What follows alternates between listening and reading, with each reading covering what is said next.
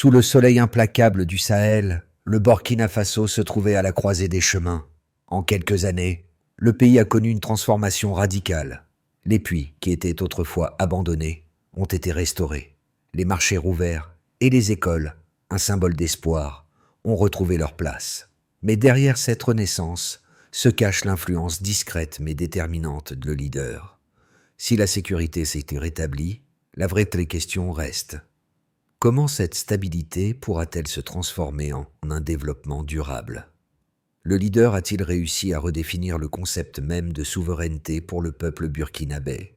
L'objectif de le leader n'était pas simplement de restaurer la sécurité, mais de transformer le Burkina Faso d'une nation en crise à une communauté prospère et autonome. Les défis étaient colossaux. Plus d'un tiers du territoire échappait à l'État, des millions de personnes étaient déplacées et l'incertitude régissait le quotidien. Pourtant, en 3 ans, une partie de cette désolation a été inversée. Les routes, les écoles et les puits ont été restaurés et 1 million de déplacés ont retrouvé leur foyer. Traoré a mis en place une stratégie en double couche, combinant reconquête militaire et reconstruction civique. Mais la question reste. Cette stabilité précaire pourra-t-elle se pérenniser face aux enjeux géopolitiques et économiques persistants ? Le pays peut-il réellement atteindre une prospérité partagée et une véritable souveraineté où chaque citoyen participe activement à la renaissance collective ? Le pari de Traoré est audacieux, mais les résultats visibles ne font qu'ajouter à l'incertitude. La promesse de la transformation reste suspendue à une condition. La durabilité des actions entreprises. En 2022, plus d'un tiers du Burkina Faso échappait encore au contrôle de l'État. Des millions de personnes vivaient dans des conditions de précarité extrême, fuyant les zones de guerre et se retrouvant dans des camps de réfugiés ou des villes qui peinaient à absorber leur nombre. Mais le pays a connu un tournant dramatique en l'espace de 3 ans. Sous la direction de le leader, la reconquête des zones dites rouges a permis de restaurer l'ordre et de rouvrir des corridors humanitaires essentiels. Aujourd'hui, plus d'1 million de déplacés sont retournés dans leur village. C'est là que l'approche de Traoré se distingue. Sa stratégie de double couche repose sur une première phase de reconquête militaire, suivie d'une présence continue de l'État par la protection des infrastructures essentielles comme les puits, les écoles et les marchés. N'est pas qu'une question de sécurité. C'est un processus où chaque geste quotidien, chaque puits restauré, chaque enfant qui retourne à l'école devient un symbole de la résilience et de la reconstruction. Dans les villages du Nord, autrefois dévastés par les combats, les enfants peuvent désormais jouer sous les manguiers. Les champs sont cultivés et les marchés vibrent à nouveau. La population, autrefois déplacée, a pu réintégrer ces terres. Et les coopératives locales ont repris leurs activités. Traoré ne se contente pas de restaurer l'ordre, il redonne aux Burkinabés une dignité qu'ils avaient perdue. Ne s'arrête pas à la reconquête militaire. Il s'agit d'une reconstruction sociale et économique, fondée sur l'autonomie locale et la participation des communautés. Chaque village devient un acteur clé du processus de reconstruction, où la collaboration entre militaires, forces de l'ordre et civils forge la nouvelle réalité du pays. En 3 ans, les infrastructures ont été restaurées et les foyers, où la peur régnait autrefois, sont aujourd'hui des symboles de l'espoir retrouvé. De l'armée burkinabé n'est pas simplement un chef militaire. Il est devenu le catalyseur d'une transformation radicale du Burkina Faso. Formé sur le terrain, il a compris que la reconquête des territoires n'était que la première étape d'un projet bien plus vaste. Dès son arrivée à la tête de la transition en 2022, il a mis en œuvre une stratégie en double couche. La première consistait à sécuriser les zones rouges grâce à des bataillons de réaction rapide. La seconde visait à assurer une présence durable, en réhabilitant les infrastructures essentielles, les puits, les écoles, les marchés. Chaque action entreprise sous son commandement est une promesse de reconstruction, mais aussi de dignité retrouvée pour des millions de Burkinabés. Dès les premiers mois de 2022, des actions concrètes ont vu le jour. Les routes vitales ont été rouvertes, permettant aux commerçants et aux travailleurs de reprendre leurs activités. En parallèle, des milliers de déplacés ont regagné leur foyer. Aouahigouya Mariam, une institutrice, a fait partie des premiers à revenir après 3 ans d'exil. Pour elle, la réouverture de l'école était plus qu'un simple retour à la normale. C'était un acte symbolique du renouveau du village. Elle disait « Quand l'école rouvre, le village revit ». Ces mots résument parfaitement l'impact immédiat de la stratégie de Traoré. Ce n'est pas seulement la sécurité qui a été rétablie, mais un véritable modèle de gouvernance participative. Les forces militaires, les autorités locales et les coopératives agricoles collaborent désormais pour garantir que la paix se traduise par un développement durable. Ce processus de reconstruction, dirigé par des leaders comme Traoré, repose sur une mobilisation collective qui met l'accent sur l'autonomie des citoyens. Le défi de la souveraineté ne se résume plus aux frontières géopolitiques, mais à la capacité des Burkinabés à bâtir leur avenir avec leurs propres forces. On marquait un tournant pour le Burkina Faso. Plongé dans une crise profonde, l'État, confronté à l'insurrection de groupes armés et à l'effondrement des infrastructures, était dans l'incapacité de contrôler plus d'un tiers de son territoire. Le leader, jeune capitaine formé sur le terrain, prend les rênes de la transition. Son approche stratégique, fondée sur la reconquête militaire et la restauration des infrastructures essentielles, va changer le cours de l'histoire du pays. Le premier acte de cette transition a été le déploiement des 28 bataillons de réaction rapide, qui ont permis de sécuriser les routes vitales et de rouvrir les corridors humanitaires. Dès les premières semaines, les zones dites rouges ont été reprises, marquant un premier succès. Mais Traoré savait que la reconquête militaire n'était qu'une phase préparatoire. La véritable bataille était de restaurer la confiance des Burkinabés, et pour cela, la sécurité devait s'accompagner de gestes concrets de reconstruction. À partir de 2023, une nouvelle phase a commencé. La sécurisation des puits, des écoles et des marchés. Ces infrastructures, essentielles à la vie quotidienne, étaient devenues des symboles d'un pays en ruine. Leur restauration ne relevait pas simplement de la reconstruction physique, mais de la volonté de redonner aux Burkinabés une forme d'autonomie.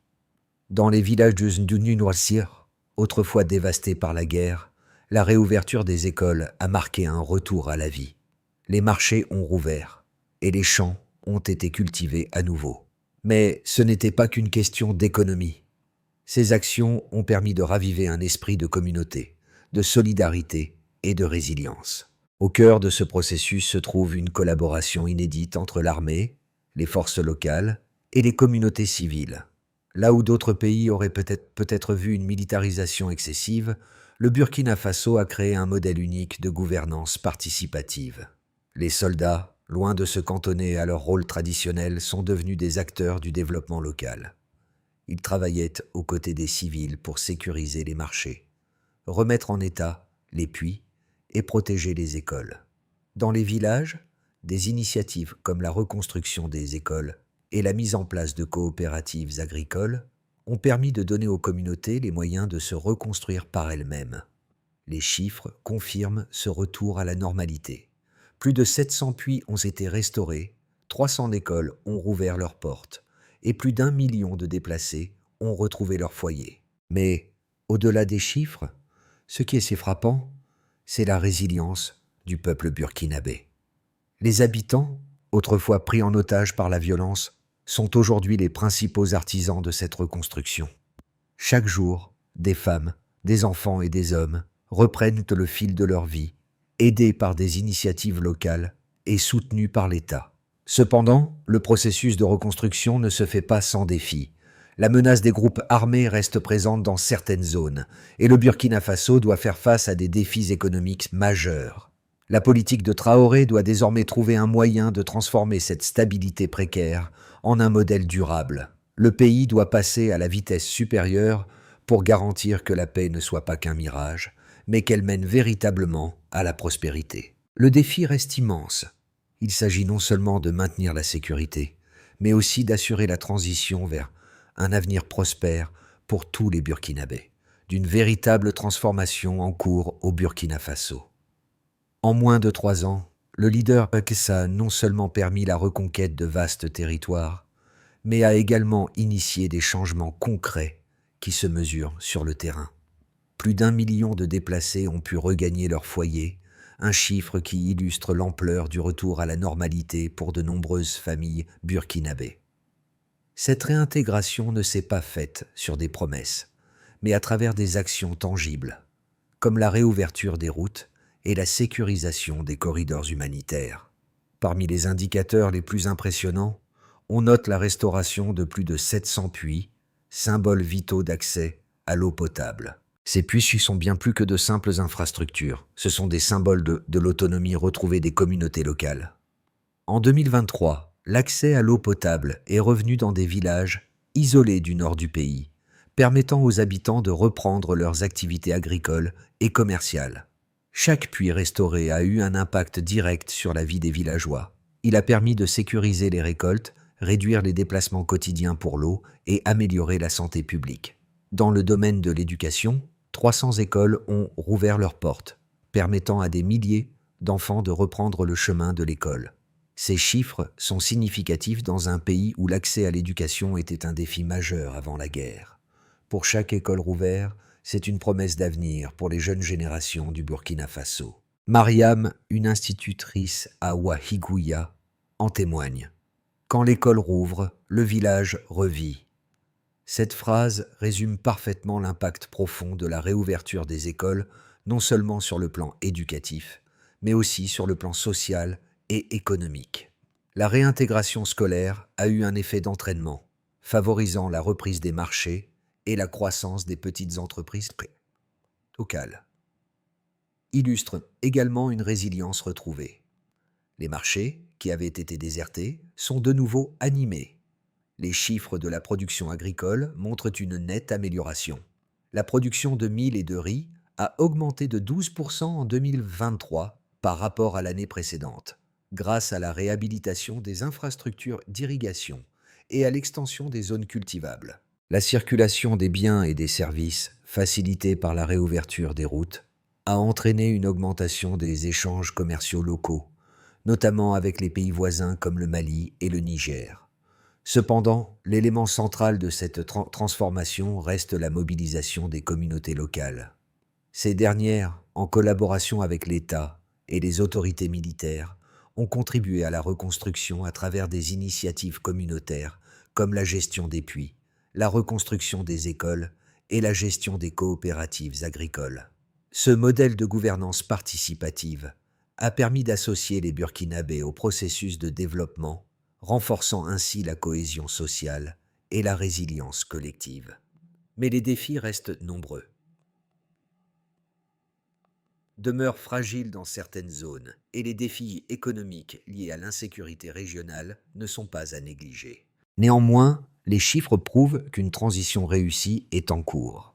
Traoré et les autorités burkinabées devront continuer à miser sur cette stratégie d'intégration entre la sécurité et le développement pour garantir que les progrès réalisés ne soient pas éphémères. La stratégie de le leader suscite, comme toute initiative majeure, des débats et des critiques.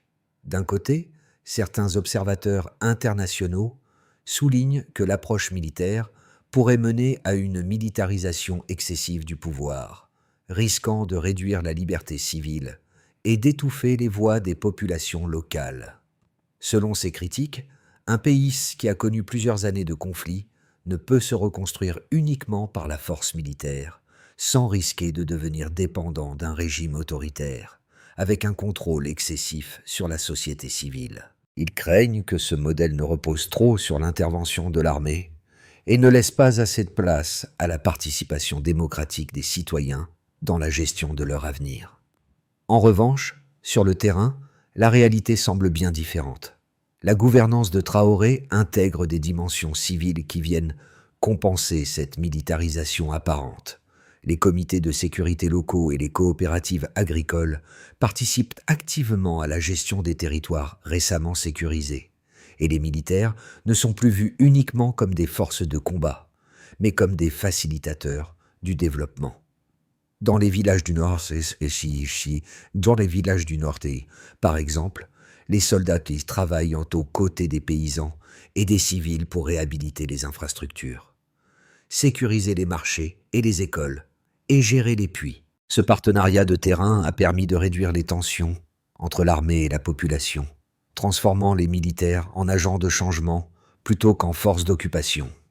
De plus, les critiques sur le risque de dépendance à l'armée sont contrecarrées par l'importance de l'implication communautaire.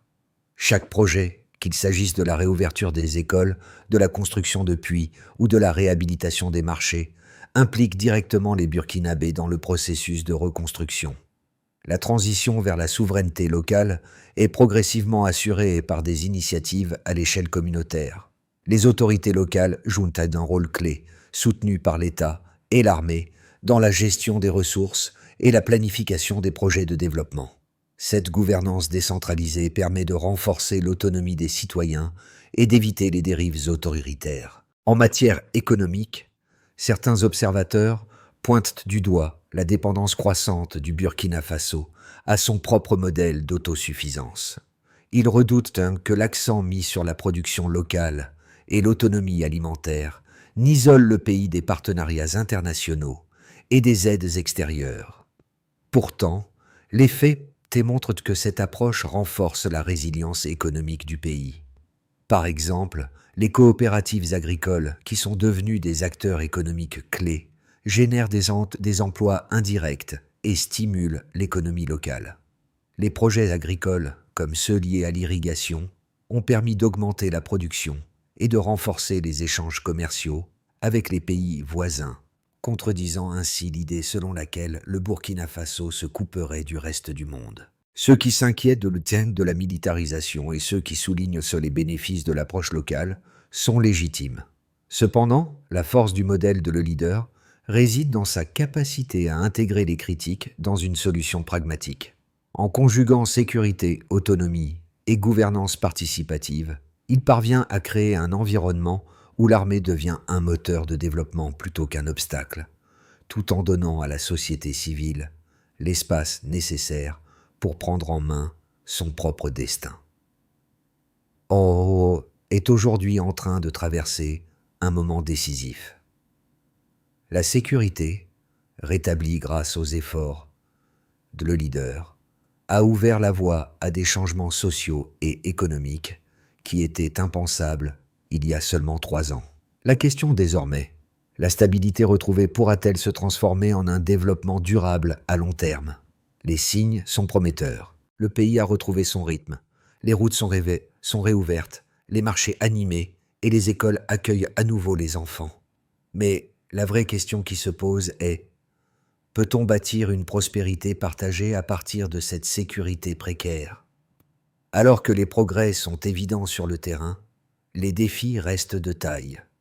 Le pays n'a pas seulement besoin de maintenir la stabilité, mais de la consolider pour qu'elle devienne le socle d'un développement économique solide. C'est là que la résilience collective du peuple burkinabé, renforcée par une gouvernance inclusive, entre en jeu. La véritable épreuve du temps pour Traoré sera de transformer cette renaissance en un modèle de souveraineté durable. Le premier pas a été fait. La question est maintenant: jusqu'où cette dynamique pourra-t-elle aller?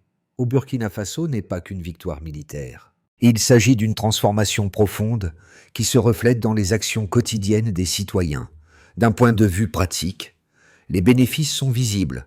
Plus d'1 million de déplacés sont retournés chez eux, les routes essentielles ont été rouvertes et les infrastructures vitales, telles que les écoles et les puits, ont été restaurées. Mais ces résultats se mesurent aussi en termes d'impact social.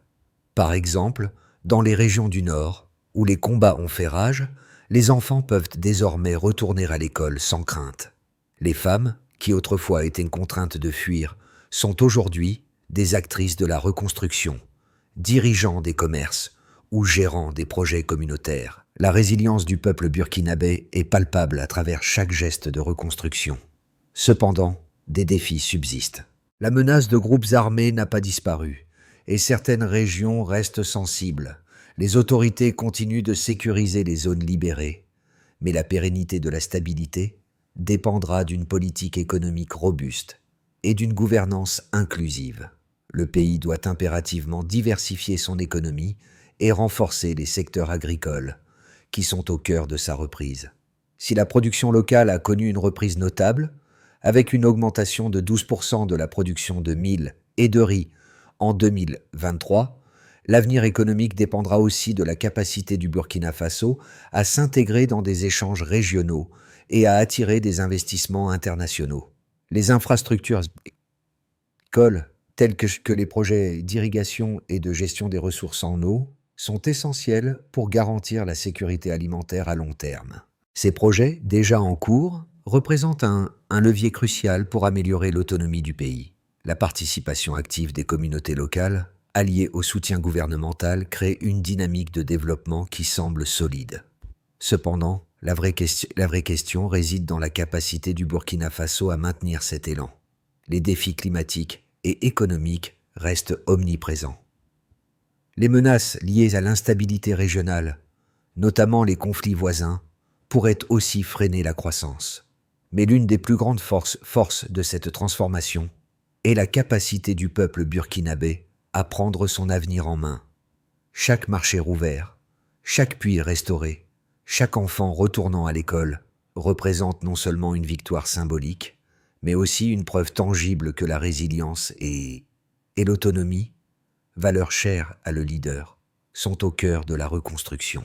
Le pays a démontré qu'il pouvait se relever de la violence, mais la vraie question reste, cette résilience sera-t-elle suffisante pour naviguer dans les turbulences à venir? À court terme, le Burkina Faso se trouve à un carrefour stratégique. 3 scénarios distincts pourraient se dessiner dans les 6 à 12 prochains mois, chacun influençant de manière significative le développement du pays. Maintien de la stabilité et croissance modérée. Le scénario le plus probable repose sur la consolidation de la stabilité. Si les progrès réalisés en matière de sécurité se poursuivent, le Burkina Faso pourrait connaître une croissance modérée, surtout dans les secteurs clés tels que l'agriculture et les infrastructures. Les projets de réhabilitation des routes, des marchés et des écoles devraient continuer à se développer, tout en favorisant la réintégration des déplacés et le renforcement de l'autonomie locale. L'économie devrait connaître une légère reprise, notamment grâce à l'augmentation de la production agricole et la multiplication des petites entreprises locales. Les relations commerciales avec les pays voisins, comme le Mali et le Niger, pourraient également s'intensifier, apportant des opportunités de croissance. Cependant, ce scénario reste dépendant de la stabilité sécuritaire dans les régions encore fragiles. Expansion économique rapide et partenariat régional renforcé. Dans un scénario plus optimiste, le Burkina Faso pourrait connaître une croissance économique accélérée, soutenue par l'augmentation des investissements étrangers et l'amélioration des infrastructures. Les réformes entreprises par le gouvernement, couplées à une gouvernance inclusive, pourraient attirer des partenaires régionaux, en particulier au sein de la Communauté économique de l'Afrique de l'Ouest, CEDEAO. Ce dynamisme pourrait également stimuler l'innovation dans des secteurs comme les énergies renouvelables et l'agro-industrie. Une diversification de l'économie, soutenue par l'exportation de produits agricoles et une meilleure gestion des ressources naturelles, pourrait garantir une croissance soutenue à long terme. Le secteur privé, notamment les coopératives agricoles, jouerait un rôle central dans cette transformation. Ralentissement dû à des tensions géopolitiques et environnementales. Dans le pire des cas, le Burkina Faso pourrait être confronté à une instabilité prolongée, exacerbée par des tensions géopolitiques dans la région. Les conflits voisins et les impacts du changement climatique pourraient entraîner une baisse de la production agricole, affectant la sécurité alimentaire et ralentissant l'économie. De plus, la dépendance excessive à la production locale pourrait isoler le pays des marchés internationaux et limiter sa capacité à attirer des investissements étrangers. Ce scénario pourrait également entraîner une résurgence de tensions internes si les bénéfices du développement ne sont pas répartis équitablement entre les régions et les groupes sociaux. En résumé, bien que les défis restent nombreux. Oh, La situation actuelle du Burkina Faso présente des opportunités importantes. Le scénario de base semble le plus probable. Mais la direction du pays dépendra de sa capacité à maintenir la stabilité et à gérer les relations internationales tout en soutenant les initiatives locales. Les 6 à 12 prochains mois seront cruciaux pour voir si la résilience du peuple burkinabé peut se transformer en un avenir prospère et durable. Est aujourd'hui un exemple vivant de résilience collective. Mais ce n'est pas uniquement un succès politique ou militaire. Derrière chaque succès mesuré en chiffres se cache une histoire de vie transformée. Pensez à Mariam, l'institutrice qui a vu son village renaître grâce à la réouverture de son école. Ou à Bakary, un agriculteur du Nord qui, après des années d'incertitude, peut enfin cultiver ses champs et vendre ses récoltes sur les marchés locaux. Ce n'est pas seulement la reconstruction d'infrastructures, mais la reconstruction de vies humaines, de communautés et de rêves longtemps éteints. Cette renaissance du Burkina Faso soulève une question plus large, qui touche directement chacun de nous. Comment, dans nos propres vies, pouvons-nous cultiver cette même résilience face aux défis ? En voyant ce que le peuple burkinabé a accompli, nous sommes invités à réfléchir à notre propre capacité à surmonter les difficultés, à reconstruire ce qui a été perdu et à participer activement à la construction d'un avenir meilleur pour nos communautés. La question n'est plus seulement de savoir si un pays peut se relever après un conflit, mais comment chaque individu, chaque citoyen peut être un acteur de ce changement. L'histoire du Burkina Faso est une invitation à croire en notre propre pouvoir de transformation, même dans les moments les plus sombres. Mais si le Burkina Faso a pu se relever, pourquoi pas d'autres pays en crise ? La solidarité, la collaboration et l'engagement communautaire sont les clés de la reconstruction durable. Ce modèle de résilience, construit sur des bases locales solides, pourrait inspirer bien au-delà des frontières du Burkina Faso. Il nous montre qu'aucune crise n'est insurmontable si le peuple est uni dans son désir de reconstruire, pas à pas, un avenir digne et prospère. Le chemin vers une reconstruction durable au Burkina Faso n'est pas simple, mais il est déjà bien tracé grâce à la vision de le leader. Pour que ce modèle de résilience continue à se renforcer, plusieurs étapes clés doivent être franchies. Première étape, renforcer la sécurité durablement. Bien que des progrès significatifs y aient été réalisés, la stabilité reste fragile dans certaines régions. La première priorité est de consolider la présence de l'État dans ces zones vulnérables. Cela implique non seulement de maintenir les forces de sécurité sur le terrain, mais aussi de continuer à collaborer avec les communautés locales pour créer un environnement de confiance. Le déploiement de programmes de désarmement et de réinsertion des anciens combattants pourrait également être un levier pour réduire les tensions. Deuxième étape, diversifier l'économie. La dépendance excessive à l'agriculture traditionnelle expose le pays à des risques en cas de crise climatique. Le pays doit donc investir dans la diversification de son économie, notamment en soutenant les secteurs de l'énergie renouvelable, de l'industrie et des technologies. Le gouvernement pourrait encourager les partenariats publics-privés pour stimuler l'innovation et attirer des investissements étrangers, tout en renforçant les infrastructures et en soutenant la formation des jeunes dans des secteurs en croissance. Troisième étape, assurer la gouvernance locale et participative. Pour garantir une transition durable vers la souveraineté locale, il est essentiel de renforcer la gouvernance décentralisée. Les autorités locales doivent avoir les moyens nécessaires pour gérer les ressources de manière efficace, en s'assurant que les projets de reconstruction bénéficient à toutes les régions du pays. Un accent particulier doit être mis sur la transparence et la participation des citoyens dans la prise de décision, pour éviter tout risque de corruption et garantir que chaque Burkinabé puisse participer activement à la reconstruction de son pays. Ces 3 étapes forment un cadre pour un avenir plus stable et prospère. L'important sera d'agir rapidement et de manière cohérente, en mettant en place des mécanismes de suivi pour évaluer les progrès à chaque étape. La route est encore longue, mais avec une gouvernance efficace et une forte participation populaire, le Burkina Faso a les bases pour se réinventer durablement. La renaissance du Burkina Faso est plus qu'un simple retour à la stabilité. C'est un témoignage de la force et de la détermination d'un peuple qui, malgré les épreuves, n'a jamais cessé de rêver d'un avenir meilleur.